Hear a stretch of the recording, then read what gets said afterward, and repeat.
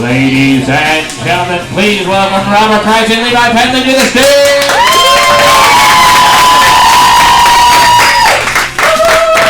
Hey everybody, what's going on? Yes. Easy. Robert's running back to grab his instrument, and I'm standing here so you're not looking at an empty stage! Woo! Tag off! The stage isn't empty. It's got two microphones, one of which has been busted up. And it's got beautiful Christmas decorations. I wish we could take credit for this, but this is just lovely, right? The Festivus for the rest of us. Hey everybody. Hello. One day we're gonna design this so that our show doesn't have a soft beginning. Unless that's part of our appeal. So I hope so. Nothing sexier than a soft beginning. Did you meet anybody in the audience today? Yes, I did. It's been a while. Well, I did. Oh yeah, you go ahead. I met a couple of people. Well, I know a lot of people here. Represent the people of the Smith. But I have a good friend here who's been a longtime fan of the show and just has never been able to come out and see it. She even visited New York once to see it, and we weren't able to have a show. But she's finally now Caitlin Springer, my good friend. Wow! Right. Caitlin Springer. Well, I met a gentleman up front named Nathan who is enjoying his iPhone.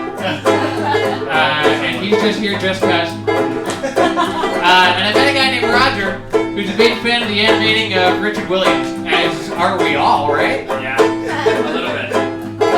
Hey, my new friend Nathan, I want to thank you for your faith in all of our odd laughs while you're waiting for the podcast to finish up downstairs. That's the only reason you're here. Hey, Caitlin Springer, thanks for bringing a bringer. You brought two people to the show. That's fantastic, don't you know? Although the most fantastic thing, of course, is her ability to ride horses. Whoa! She's an excellent horse rider! Cheep, cheep, cheep, cheep, cheep, cheep, cheep, cheep show! Whoa! Hey, Paige, I know we have only just met recently, but I know so much of your history about how you went to Marymount and how it's basically just a school that only does theater now. That was the gist I got. Hey, my brand new friend Roger, he's an artful dodger. He's got a nasty habit of watching Roger Rabbit. I just love the part where he references Gulliver's Travels. Or Sullivan Travels, you know what I'm talking about. Welcome to the Cheep, Cheep, Cheep, Cheep, Cheep, Cheep, Cheep, Cheep show. Whoa!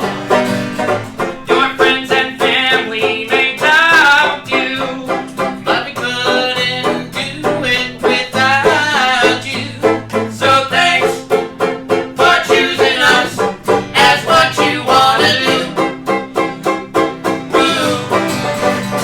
Welcome to the Cheep, Cheep, Cheep, Cheep, Cheep, Cheep, Cheep, Cheep show. Whoa! Welcome to the Cheep, Cheep, Cheep, Cheep, Cheep, Cheep, Cheep, Cheep show. Whoa!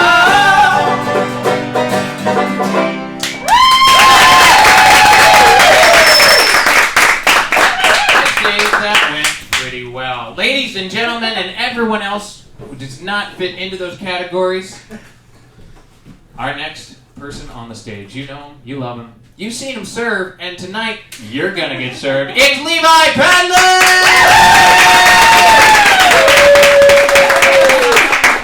Gonna move this over here by the tree.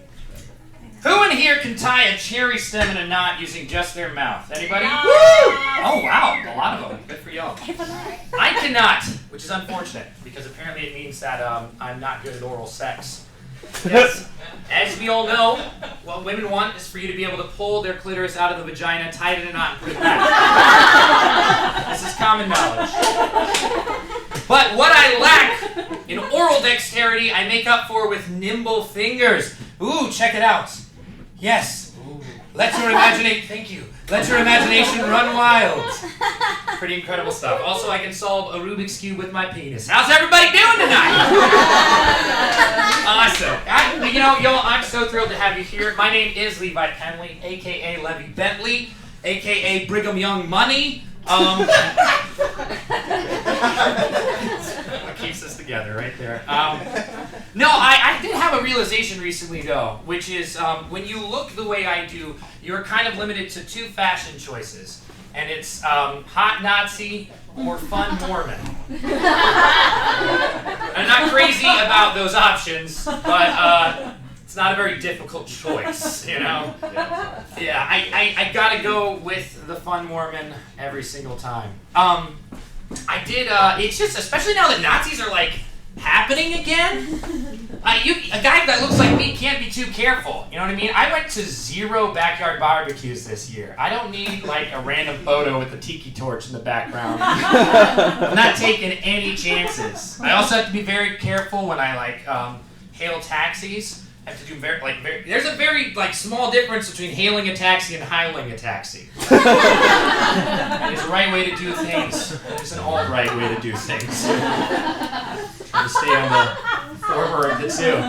I should tell you a little bit about myself. I grew up in Georgia, a big family. I was the youngest of 4 boys. So I played football there. I worked at a lumber yard, but you shouldn't let any of that fool you. I was not a good Southerner. I was a terrible Southerner. I did things like put sugar in my grits, and I liked black people. You know, Yankee shit. I grew up very religious as well. My father is a Baptist pastor. Got a Baptist in the house. You don't usually get a woo from a Baptist. My father is a Baptist pastor. 2 of my older brothers are also Baptist pastors. And I was actually an ordained minister in the Baptist church for a little bit. But it turns out I'm a terrible Baptist as well. Because I did things like stop believing in the Bible, and I officiated my gay friend's wedding, and classic bad Baptist behavior. So I lost my ordination, they revoked my ordination, and I was kicked out of my father's church by my father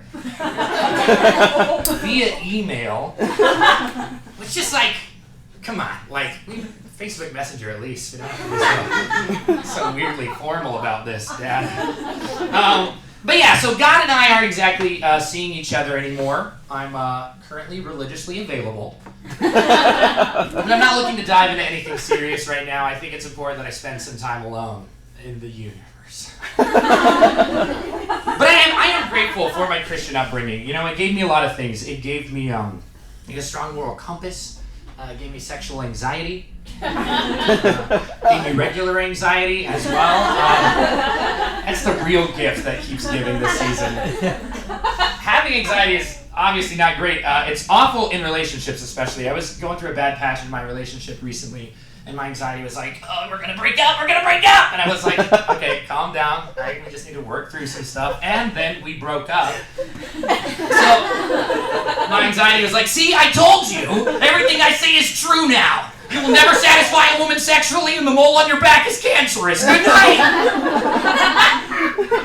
Your mother worries about your eternal soul every night. Sleep well. I'll be here in the morning. Good guy. No, but I don't have a great track record with relationships because of that. Me trying to be in a relationship ends up being a lot like me trying to be on a bomb squad, like where I'm defusing bombs, but I don't have any bomb defusing experience. So it's exciting and I'm enjoying myself, but I occasionally feel morally obligated to let the other person know, hey, I don't know what I'm doing here. I'm worried about what might happen. I probably shouldn't be doing this. And they're just like, oh, you're in your head too much. Just relax, have fun. And then I'd blow us both to hell. So we're in pieces, and I feel guilty because I'm the one who created the bomb in the first place. I'm not sure if I mentioned that. It's not a perfect analogy. Anyway, I've been single for a while now.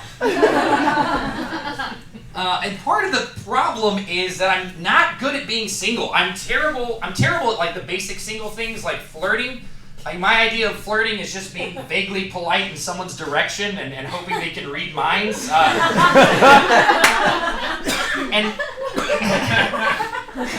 When in fact, flirting is often the exact opposite of being polite to someone, which still baffles me.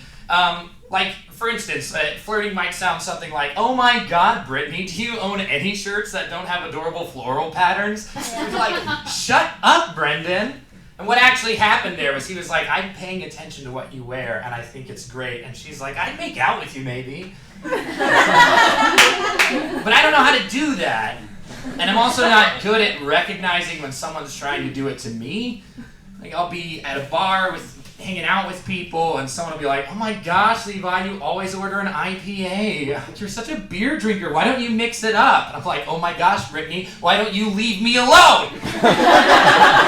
What business is it of yours what beverage I prefer? I will tell you, none. It is none of your business." Ships in the night. But it's not so bad. I don't mind being alone, you know? There are mad benefits to be alone. People are always talking about how great it is to be in a relationship. Well, like, what do you really get with a relationship? You get, you know, like a friend, you get companionship, you get intimacy, somebody that's there for you when times are hard, but is also going to call you on your shit to make you a better person. You also get sex. Who needs it? Being alone, that's where it's at. See, me, like, I can watch a whole episode of House of Cards without having to stop it halfway through and pretend like I have any idea what's going on. That's just one right there. I can also get a full night's sleep without somebody like shaking me awake and saying, "Levi, you're screaming, it's just a dream. Who's Mr. Tumnus?" You know, that's true. Also, I can shit on my own appearance whenever I want without having to have a fight with someone about it. I can just wake up in the morning and be like, "I've got a stupid smile." Alright, I guess it's true. Right out the door. Saves so much time. Mad benefits of being alone, y'all. I'm telling you, that's where it's at. I was mentioning that I come from a large family. I am the youngest of 4 boys, but I'm not the youngest in my family. We do have a little girl that came 8 years after me, Heather, my little sister. So I'm not the youngest, but I am still definitely the baby of the family. And there's a subtle difference there. The difference being mainly everyone else is just way more badass than me. Like 2 of my older brothers are ex-Army Rangers, and the other one is a body bearer for the Marines in Washington, D.C. And my little sister is playing lacrosse in college, and she can squat more than I weigh when I'm squatting as much as I can squat. So, like, she's the youngest, but I'm the baby of the family. I remember there was definitely a turning point when I realized, I was like, oh, she could kick my ass. It was when she was 11, she came back from school, and she'd gotten in trouble. Something had happened on the bus, so my dad sat everyone down. He's like, "Heather, would you like to tell us what happened on the way home from school?" She's hanging her head. And she's like, I was sitting next to the window, and Ryan came and he sat next to me, and I was making faces against the window, and Ryan said, if you love the window so much, why don't you marry it?" And Dad said, "Then what happened?" "I hit him with my backpack." My dad said, "How many times?" "I don't know. Like 13. And I was like, holy shit! What a terrifyingly specific and high number. That is some Jason Bourne shit. She used her backpack on this guy, and she knew exactly 13. Like, every one of those meant something to her. And I was like, oh my gosh, my sister is capable of murder. I'm not capable of making it through a Pixar movie without bawling. I was always saying, oh yeah, when she gets older, she's gonna start bringing guys home, and I'm gonna have to intimidate them. And now I'm like, oh no, if they're not intimidated by her, they're probably not gonna be intimidated by a guy who puts ice cubes in his hot cocoa, you know? I'm the baby of the family. Oh man, y'all, you have been fantastic. I got just one more thing we're gonna do with you. It's a little different, mixing it up a touch, a little crowd work. How many of you are familiar with the game Fuck, Marry, Kill? Yes. Apparently somebody trademarked that. So this is a separate, very different game called Bone, Berry, Betroth. So what I have created here are options, just cards. I have like 21 cards here. I'm gonna shuffle. I'll get someone to. Who wants to come up and play? Get on up here. I'm gonna ask you to shuffle these up. There's no real reason for you to shuffle it because you don't know what they are. I don't remember what they are. All right, I'm gonna fan this out. I have a stand. What am I doing? You can sit if you like. It's up to you. Whatever makes you most comfortable. Yes! Here we go! Everyone introduce ourselves, but we already know each other. All right! Pick 3 cards from wherever you'd like in the deck. All right, and then I want you to, as the audience, to say, like, Wheel of Fortune style, Bone, Berry, Betrothed, when I say, let's play a game of Bone, Berry, Betrothed! Yes! Do you mind reading the first card you have? The animated fox from Robin Hood. Yeah! First one up, animated fox from Robin Hood. Who else we got? The girl from Game of Thrones. I can't pronounce her name. Daenerys Targaryen. But you must always use her full name, and if you ever mess it up, Dracarys, which means she burns you to death. So. Also, her name is longer than that. She's got like 17 names. She burnt you to death. Yeah, so keep that in mind. And Tom Selleck.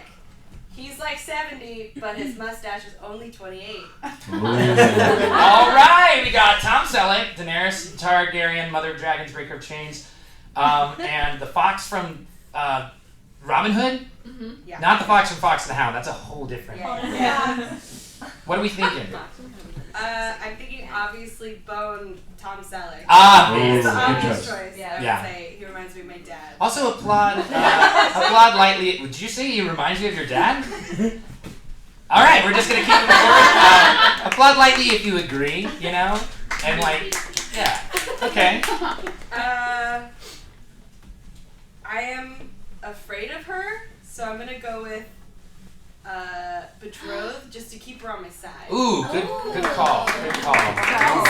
Wise tactic. Yeah, to be honest, I don't really give a shit about this fox. Whoa. All right. He Hey, wears a hat. I think that's weird.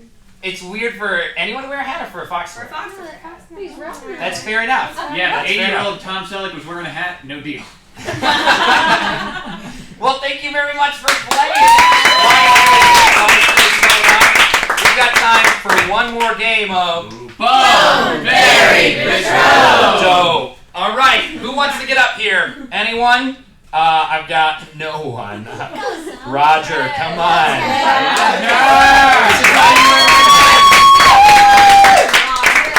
Roger, lovely to reacquaint ourselves. I'm gonna just fan these out. I want you to pick. God, these aren't good for fanning.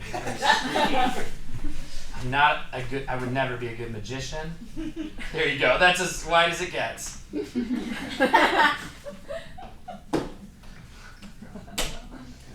All right, let's play a game of.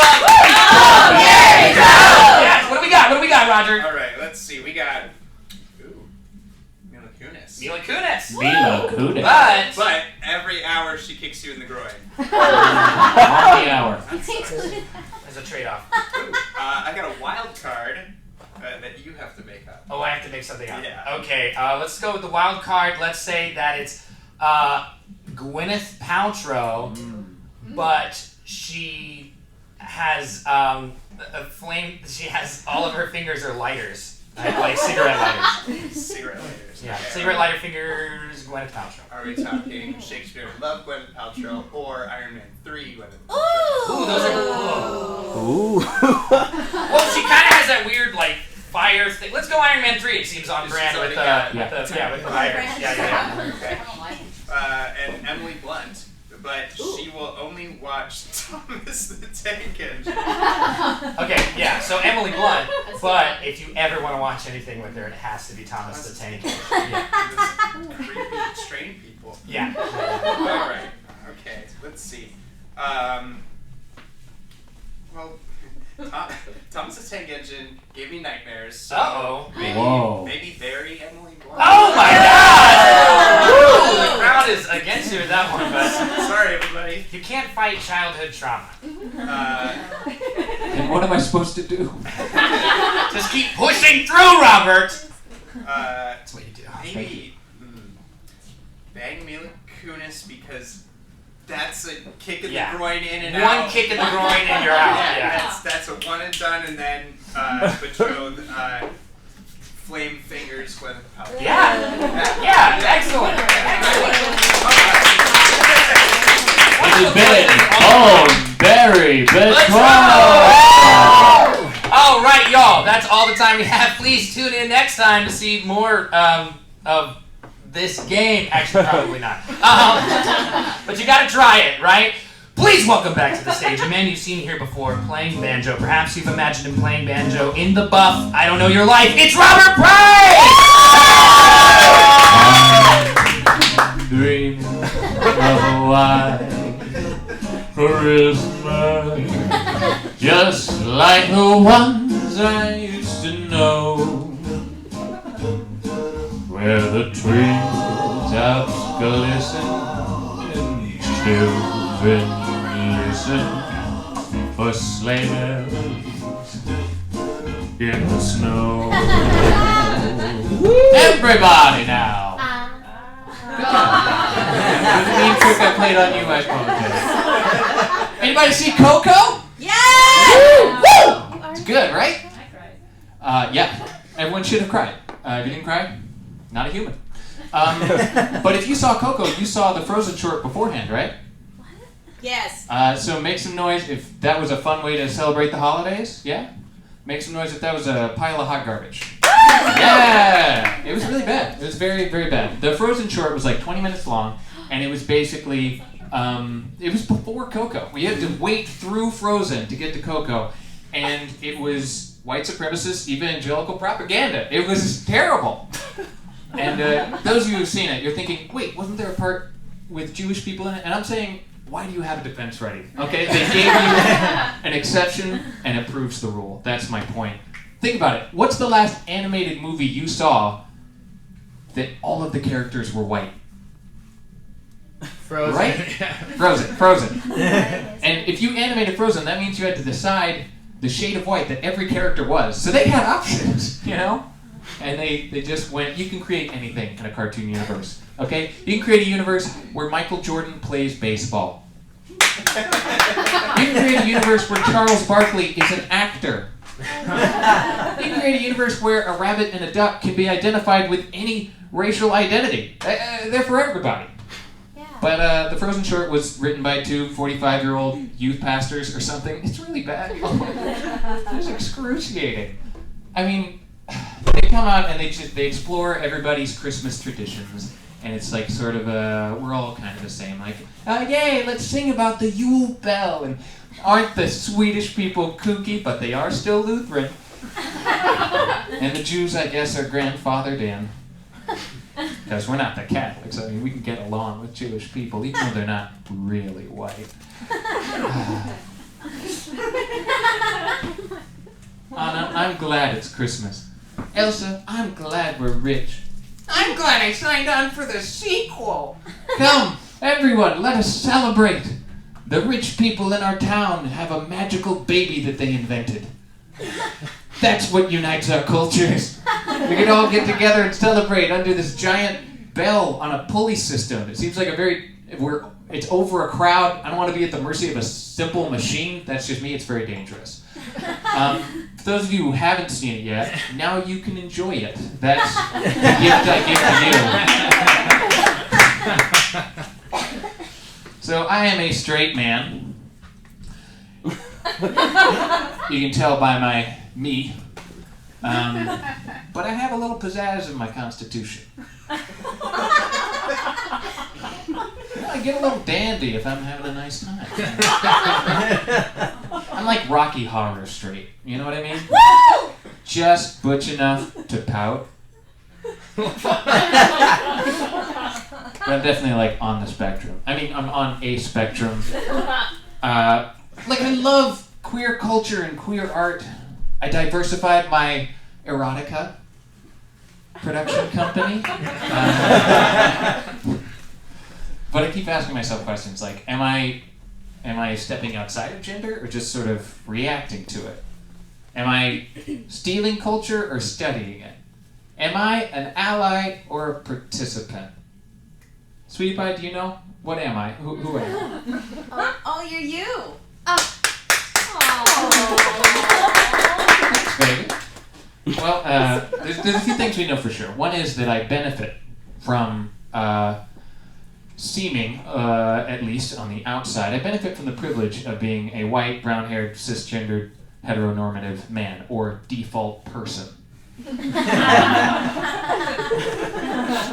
And the other thing that I know is that I want very much to impress any queer person I ever meet. But I don't give a rat's ass what my cousin Hank thinks of my spiral. You know what I'm saying? Masculinity is attractive, but it's toxic. And I'll prove it to you. Guys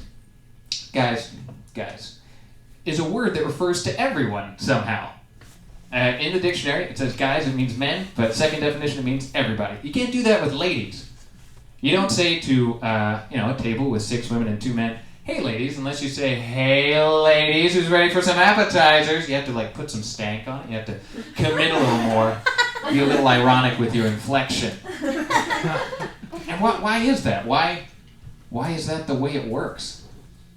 I mean, guys, if anyone's like feminized you, it kind of feels good now. It's this weird backwards thing. If someone goes like, yes girl, that feels good in your heart.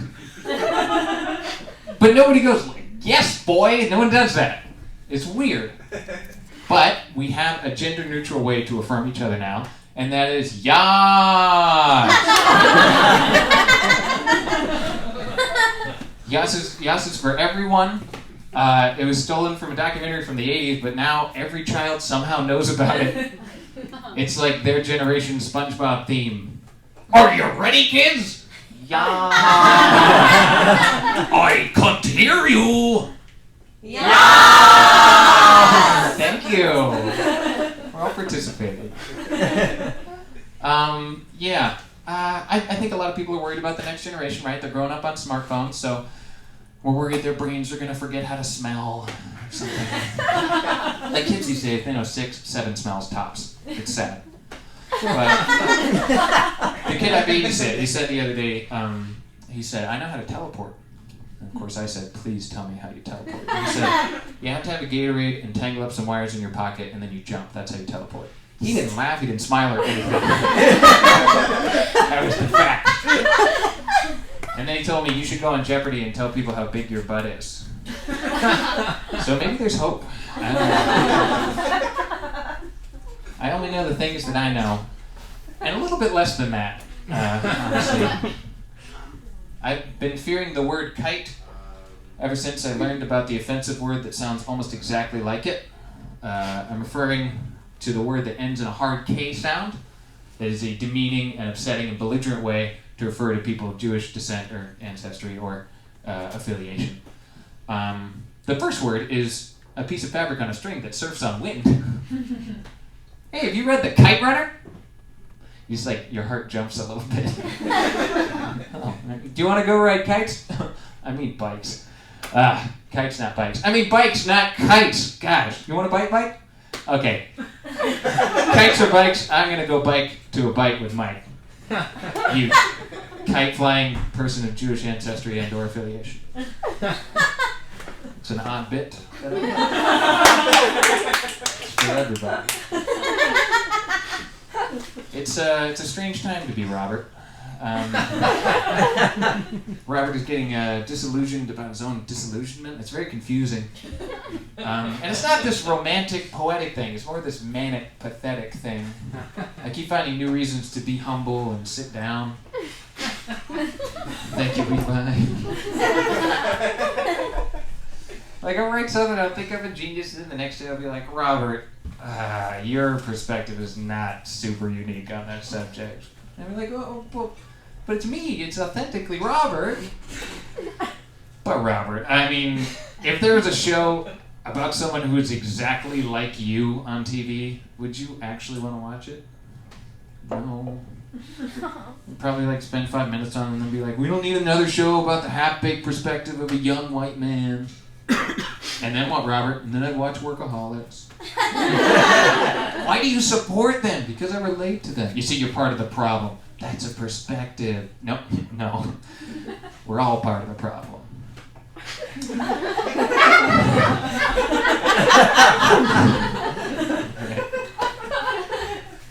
But you got, once you lose faith and stuff, you gotta, reestablish your contradictions. Like, I stepped away from Christianity, right? And it started with stuff like, I like faith, but I don't like religion, And the Old Testament doesn't count because Jesus has a force field.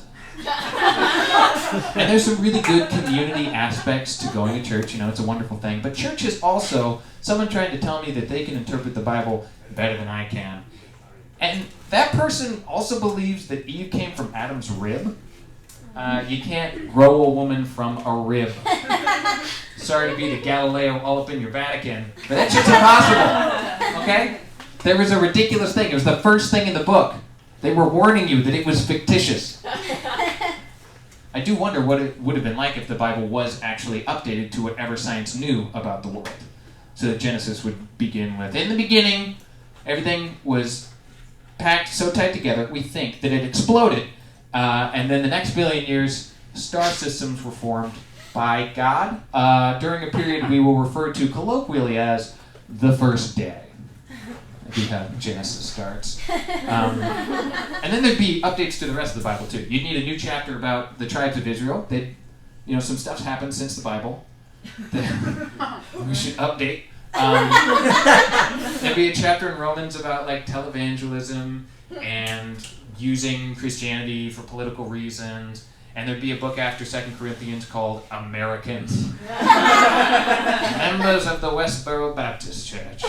You are the fucking worst. That's all.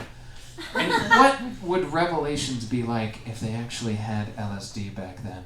I mean, I ask myself questions like that, and then I'm like, how can I teach my child about a pre-acid religion? Who are the new innovators of truth and love? Where can we turn to? Pixar.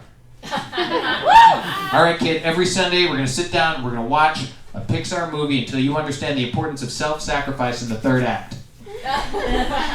What's that? Oh, yes, I suppose they could have made the movie about a black child who has emotions. Very astute point, RuPaul Jr. Yeah, I know I have a big butt, and it's fabulous. Thank you all, you've been great. I'm going to bring up a friend of mine named Levi Bentley. He's going to sing a little bit for you.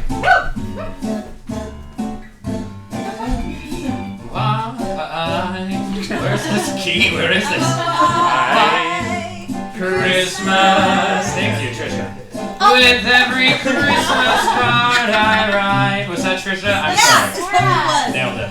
May your days be merry and bright. And may all your Christmases be white. I'm gonna grab my guitar again. I'm sorry.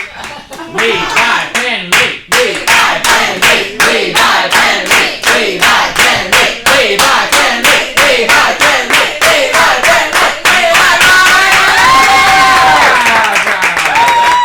Sexy reveal of the guitar. Just the neck first. Get up your anticipation. Hey y'all, a little song I wrote for you. It goes a little something like this.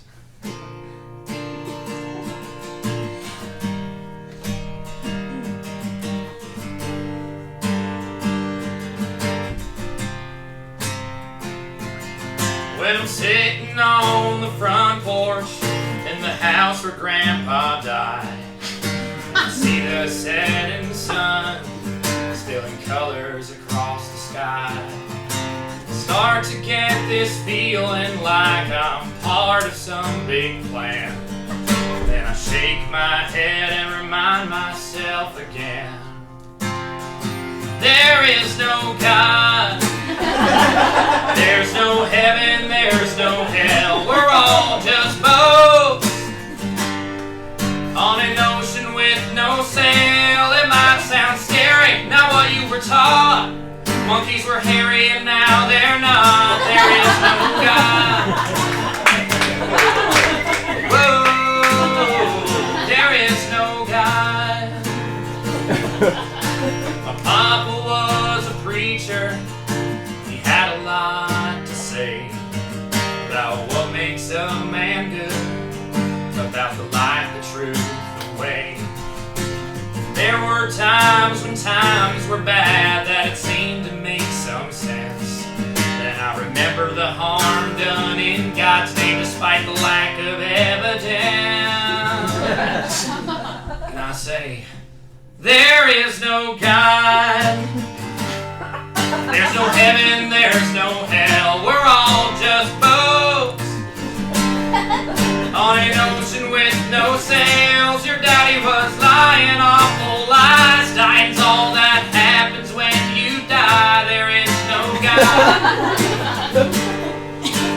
Whoa, there is no God. Now they say that God's all-knowing, all-loving, and all-powerful. Well, that's hard to believe in this world so full of evil. They say that evil's what comes with it. It's part of the cost that you don't get to have free will without some folks getting lost. But if God was all-knowing, he'd know what we were bound to do. And if he was all-loving, he would not let us see it through. And if he was all-powerful, he could find another way to let us have free will without children getting raped. So you can try to justify how God's loving, just, and true. But there's a much more simple answer right in front of you. There is no God. There's no meaning to anything. We're all just kites on the wind without our strings. It might sound funny, might sound cruel. You could have slept through Sunday school. There is no God. No, no, there is no God. I'm sorry, Billy Graham, there is no God. Oh, fuck you, Joel Osteen, there is no God. Please welcome back to the stage my good friend Robert Price.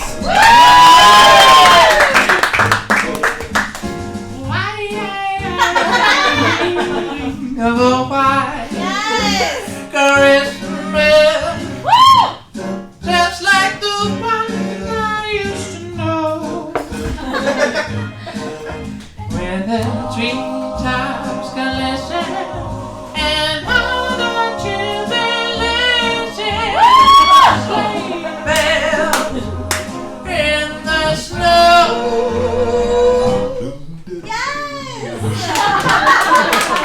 Thank you. I worked really hard on that. It took that whole time for me to find this. I'm terrible at that. Cool, this is a song.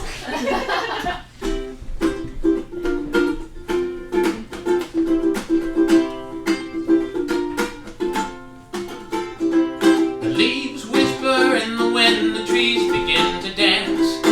Everybody's beautiful in skin-tight yoga pants. Slowly fading golden twilight battles with the dark. It's better than the book I brought. I'm high in Central Park. I'm high.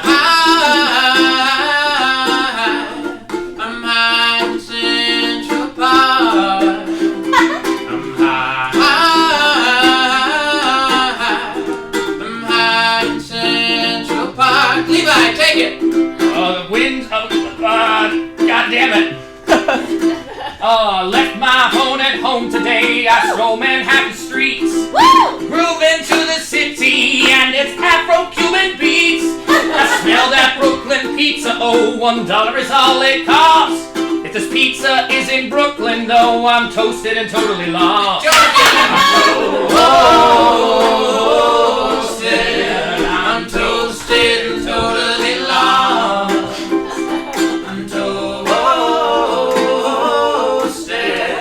I'm toasted and totally lost. You're feeling disquiet, maybe just try it. It's fun to describe it, 'cause it's fun to describe. You'll rediscover all of your love for yourself and each other. Discovering life. Fall into your eyes, recognize my spirit's twin. My brain about explodes when I graze your glowing skin. You're my boom Natasha, I'm Boris Badinov. My moose adores your squirrel, girl, I'm baked and I'm making love. And my cock is a dragon, and you are the mountain. Let me wade in your breeze, and shade in your trees, and drink from your babbling brook.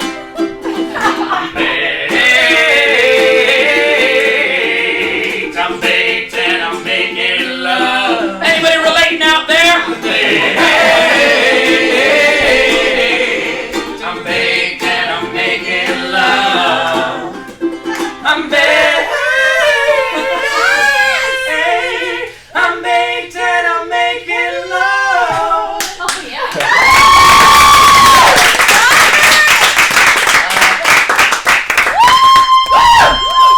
All right, y'all, in just a second, we are going to be bringing up a very special guest, but just before we do that, Robert and I are going to freestyle a rap for you.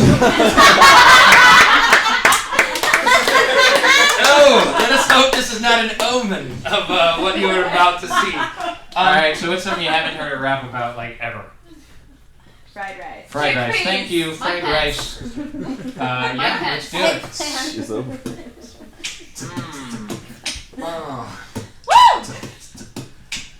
Ooh. All I need is a dish from the corner. All I need is a dish from the corner. All I need is a dish from the corner. Oh, it's late night. The place is open right now. But I see a light. Neon and how. It's my favorite Chinese store. Gonna sneak in the door. I'm gonna order way more than I need and then some more. Gonna get some crab wontons. Gonna get some egg rolls for my son. That's what I told the man. I don't have a kid. It's for me. I'm eating all of this. I know it could be free. I don't give a fuck. I'm killing my body. MSG. That's what they call me. Because most of my body's made of it. Filling it with all of this delicious shit. All I need is a dish from the corner. All I need is a dish from the corner. Better wish that you could call the corner, 'cause I'ma be dead after this dish. Or at least undead. I'm a zombie. I can't eat much more. I'm Colin Crombie. Look it up. He played the banjo folk musician. That's part of my personal fiction. Let's get back to where I'm walking. If you're gonna fry something, you need a walk-in. Then I will get oodles and noodles. Give me some more. I'll take the kitten caboodle. I need something very, very nice. I need a little soy sauce for my rice. And if you were jealous, if you're overzealous, just tell me celery pieces in my fried rice vegetable. Little egg pieces, delicious, delectable. I'll come back to the apartment, 5th floor, and we can share it. I got a 5th more. Ooh. All I need is a dish from the corner. Ooh, all I need is a course from the corner. All I need is a course for the corner. 3rd, 4th, Yeah! 4th corner. Oh no, the rice is so dry. But don't you worry, I'm not gonna cry. You think I give a fuck, boss? I got extra packs of duck sauce.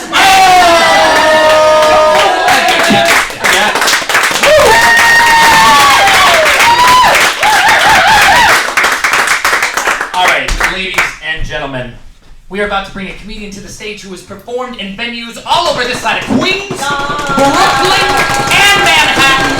My man, Cedrick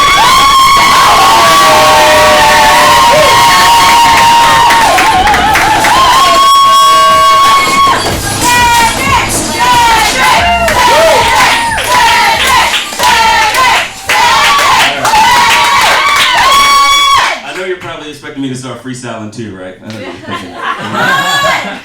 can't. I am the chocolate in this.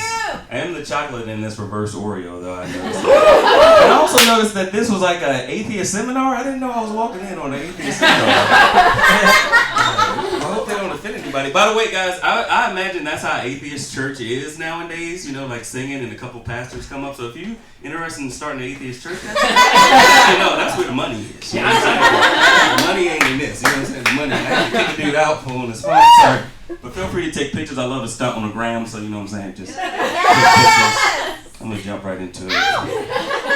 So yeah, it looks like I'm going to turn 30 in April. As everything goes according to plan.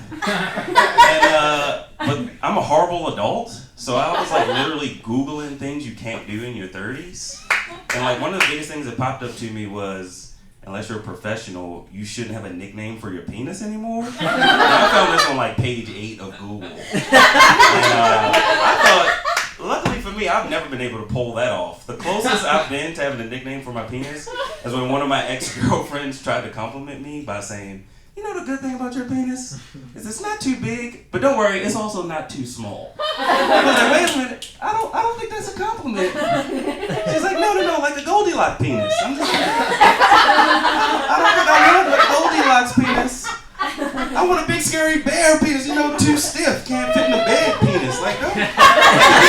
Can we stop calling it a penis, please? I want a dick, you know what I'm saying? Call it a dick. She tried to say I had the Honda Civic of penises. A used Honda Civic of penises. Like, not a Mercedes, but not like a broken down car. I'm like, no, let's just change the topic. I apparently date some really nice girls. Like, they give me like participation trophies just for like being there. I had this other girl tell me like, don't worry, you have a beautiful penis though.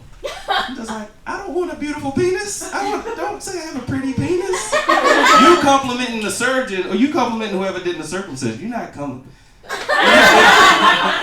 It's fucking with my ego because all my life I've been told like, black guys got big dicks, black guys this, black guys this when I was small. So I was like, damn, I'm gonna grow up, I'm gonna have a big dick, you know what I'm saying? I'm excited, I want that. Oh girl, I wanna leave him, but I can't. That dick, like I want that type of dick. It's like, oh girl, like I know he's bad for me, but I'm gonna give him another chance. Type of dick, like I wanted that. Apparently I have forgettable penis. You know what I mean? It's just like once the honeymoon phase is over, just like, you know what, girl? I don't know why I deal with his ass type penis. Like that's you know what? Now that I think about it, why did I ever start dating him type penis? Like that's what I have. So I learned a lot of lessons in my 20s about like acceptance, because there's nothing I can do about it. And I also learned that apparently I can't be an asshole with an average penis and a starving artist. You know what I mean? Like something's got to give. I got to make some money, or I got to work on my personality or something. So I'm working on my personality. I'm working on myself. I also learned that. It also said like you shouldn't get in any more pointless fights unless you're a professional, professional arguer or professional. You shouldn't get in any more fights in your 30s. Like no physical fights, no arguments. Luckily for me, I learned the hard way that I cannot fight. Like I can't even defend myself in these streets. I got my ass whipped after a family reunion by my ex's cousin, who happens to be actor who has a reoccurring role on Vampire Diaries. Ruined the show for me. I could no longer watch the show on Netflix. I gave it a 1 star. I got the chills every time it flashed on my Netflix. Couldn't watch the show.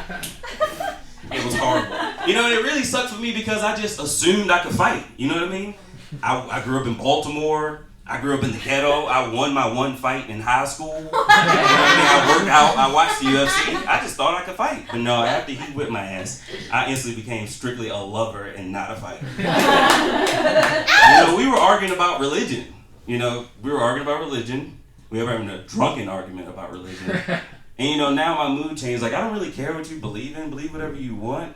But God was on his side that night. And he had a strong point. So I was like, believe whatever you want. I don't care, whatever. But, he said he got offended by what I was saying.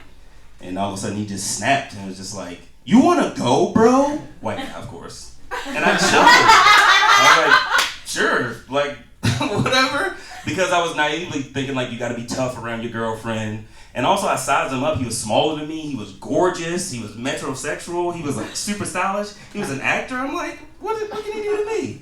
Apparently, I didn't get the memo that he was a fucking championship state wrestler from Virginia. He also played football. And he put me on my ass so fast, I thought I was upside down at one point. Like, he took me down. I hit my head on the ground. My back is hurting. He's holding my head down like, he got his fingers scratching my gums. I'm like, what the fuck? Jesus, take the wheel. I changed my mind.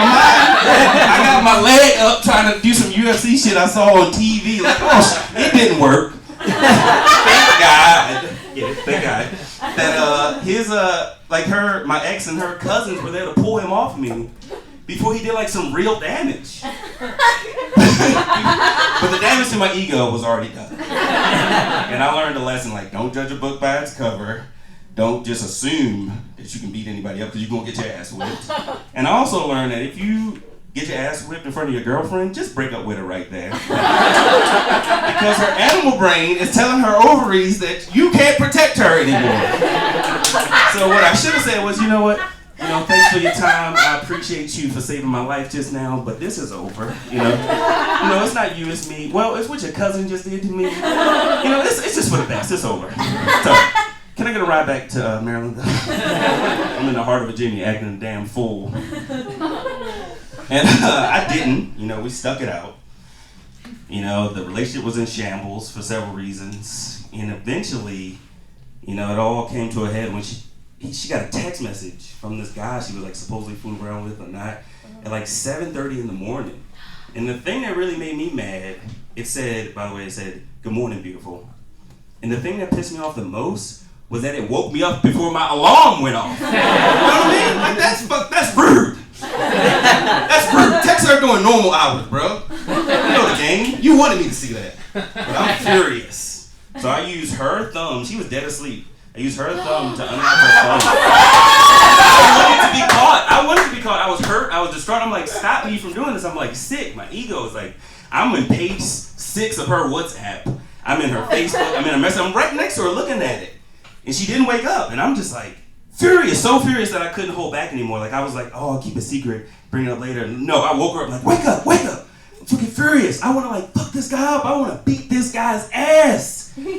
Like, what? You still texting him? I want to fight him. Like, where is he? She's like, Cedrick, don't embarrass yourself. Yeah, the relationship was over at that moment. It was over. I had to find an apartment immediately. You know what I mean?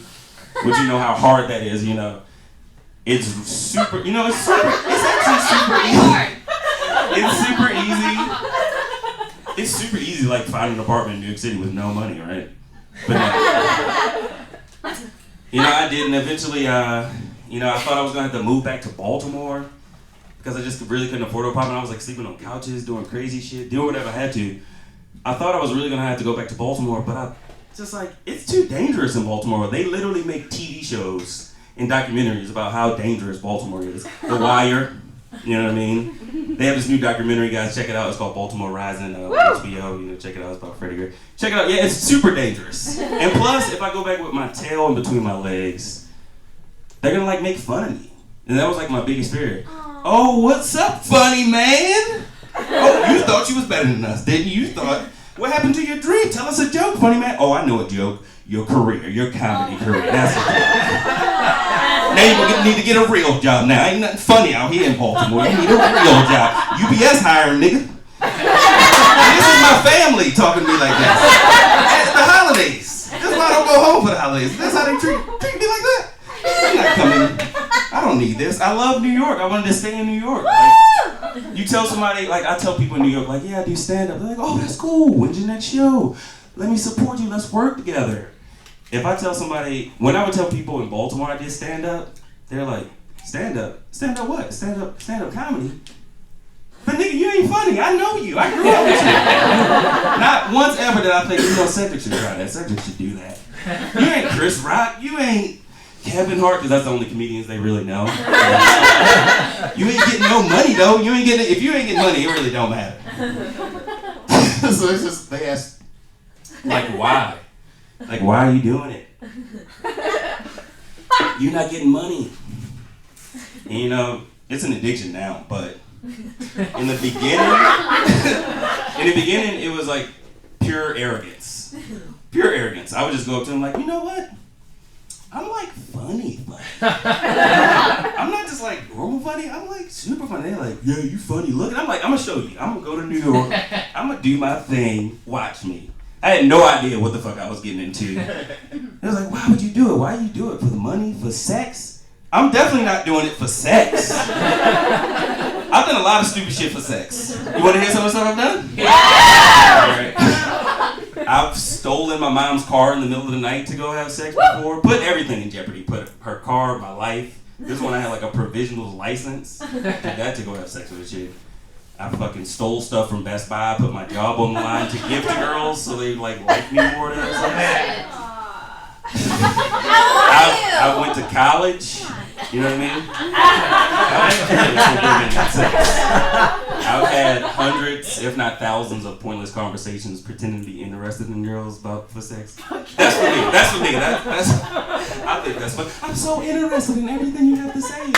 Tell me more. That's for me. That's for me, y'all. It's the truth, but I think that's funny. But no. I try to make it seem like, I'm like heroic or brave. Like I quit my career to come out here, pursue stand-up. But it's really not like that. It's pretty much like a Hail Mary of life decisions. And the ball's still in the air, so wish me luck. When I was in Baltimore, I was drug testing recovering addicts. So the decision was what that means is I was staring at guys pee in cups, looking at penises all day for $15 an hour. Wrapping that up to send to a lab, just staring at penises. I've seen thousands of penises, and I did not plan that as a kid. Life takes you to strange places. I was not on the agenda. So when I got the opportunity to leave, I just took it. Still now, it's just like, stare at dicks all day, or tell dick jokes. I chose dick jokes. Thank you guys. Yeah!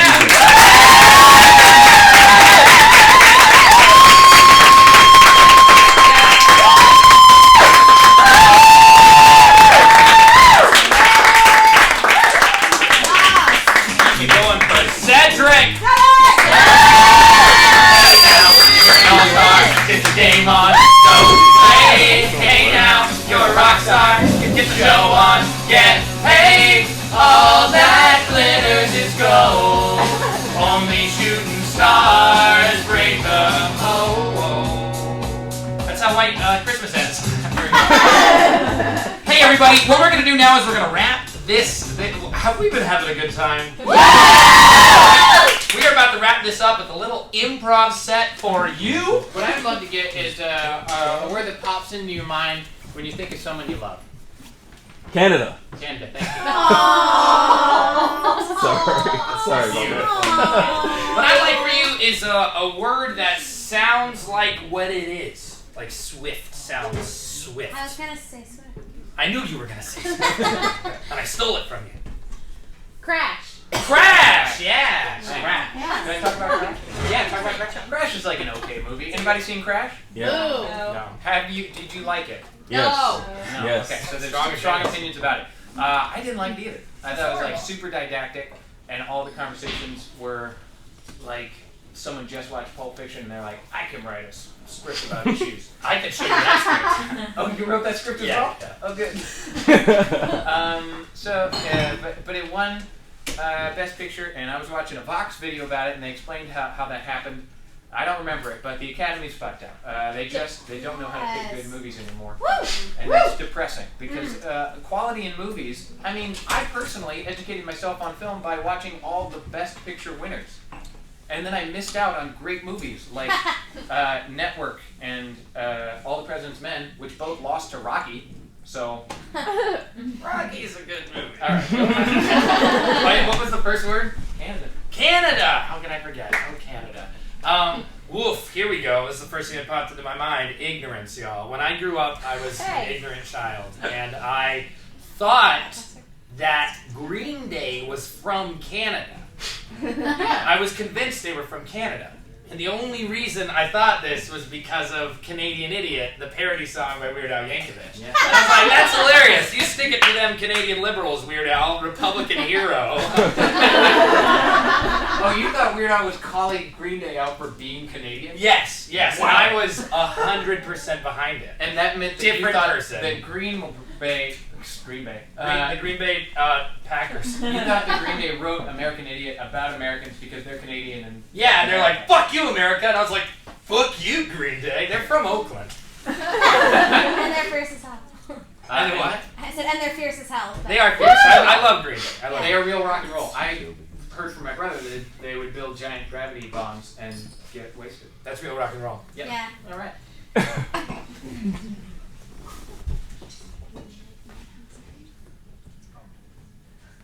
I'm a bad cop.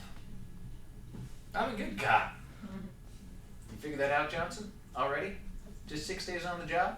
Yeah. Well, you haven't seen some shit.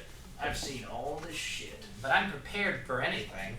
I've read all the manuals. I've got top of my classes in all my classes. I'm pretty sure that on the street it's going to be similar. High marks, that's what I see for myself. Johnson, the Academy doesn't teach you the real shit that I know all this shit. You know, you've seen all this shit. Yeah. Around. Mm-hmm. You've just got some anger in your bones. You've just got some bitterness you gotta let go. Oh, wow. The thing you've got to remember is everyone out there is just as scared of you as you are of them. Which for me is a lot. I'm scared of all of them. And you just got to remember that you might be the closest thing that, you know, anybody you're dealing with on a day has to a friend. You know, maybe all they need is a kind word. Somebody to say, hey, I recognize that you're artistic, but you can't spray paint things on the side of the school. Never really thought about it that way. No. Freeze! I see you, kid, holding a spray paint can, trying to throw your life away. Well, at gunpoint, I'm going to lecture you on why that's a bad decision. Okay, but I'm not going to hear most of what you say. You are holding a gun at me. Just forget the mortal peril, okay? Impossible to do. I'm going to teach you a lesson. The adrenaline's going to help you remember this moment for the rest of your life. So I'm going to say some things that will be helpful. You've already made my art take a dark turn. Stop Look at how happy it was. Now it's grim. How? You've changed me as an artist against my will. I want you to express yourself. That's not what I'm against. I'm against you damaging public property. Because you get in trouble doing this. Why don't you just find a piece of construction wood that's left over? Where would I find leftover construction wood? Oh my god, there's a pile right over there. Yeah. Shuffle, grab. How does it feel, huh? Doesn't feel so nice, does it? Dude, go ahead and do it. What? Go ahead and do it. Try to get a run. Some kind of trick, huh? No, I'm just divorced and old, and I didn't have kids, so like, let's do it. I mean, I don't want to kill somebody right now. You don't? No. Because the person that made that, I would think that person has murderous rage inside them. I think that person's got a hole where their heart should be. What do you want to put into the world? That's what you got to ask yourself. What do you want to put into the world? I just want to be noticed. I just want people to look at something, and even if it's not me, for me to know it was something I created. I just want to hear somebody in the hall say, Did you see that skull? I know that's a part of me. I saw that skull. But I want to see this skull. Oh. I'm Brian. Chad. I should give you your gun back. You're under arrest. Oh my God!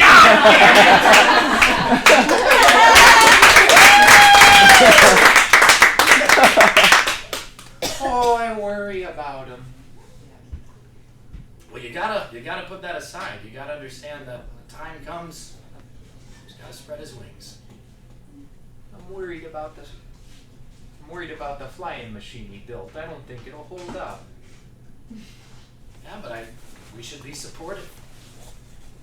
We should let him follow his dreams. He could fall out of the sky, Dale. Hey, he's a risk taker. I'm not a. You're not a risk. How did that happen? We've never taken a risk in our life. That's how we met each other. God, no. We were both getting degrees in dental hygienistry. Ran into each other in the line that the guy in the bodega made for people who weren't buying lottery tickets. We settled down. We got married, and you put a down payment on the ring long before.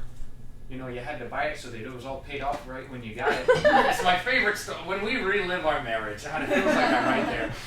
And then we created this kid, this little bundle of joy, and his head's in the clouds. Oh, little Johnny Knoxville. I don't know. I don't know if he'll make it out there. America's a scary place. He's got a firework in his butt. Dale, you're not serious. I think he has an actual firework in his butt. Well, you know your eyesight's better than mine. You can't be kidding around with this. He's lighting it, and that's definitely in his butt. That's not how you fly. No, he did not get off the ground. Johnny, I'm sorry it happened to you this way. I feel like he brought that on himself. We brought the van so we could lay you down in the back if you need us to. He'll need us to. Oh, I saw bits of butt fly off of him. well, thank God we can get some free health care, huh? Canada's the best.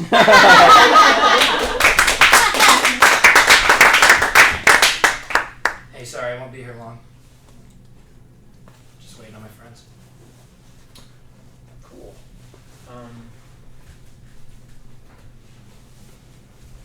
What are you up to? What's your deal? I was supposed to do a My friends are here, so I'm here with my friends. That's why I'm here.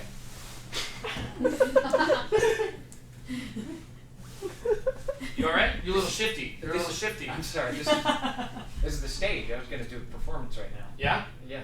I won't be here long. Sweet. Hey, You like serial killers? Oh my God. You like what? podcasts about serial killers? I don't have an opinion on that. You never listen to a single podcast?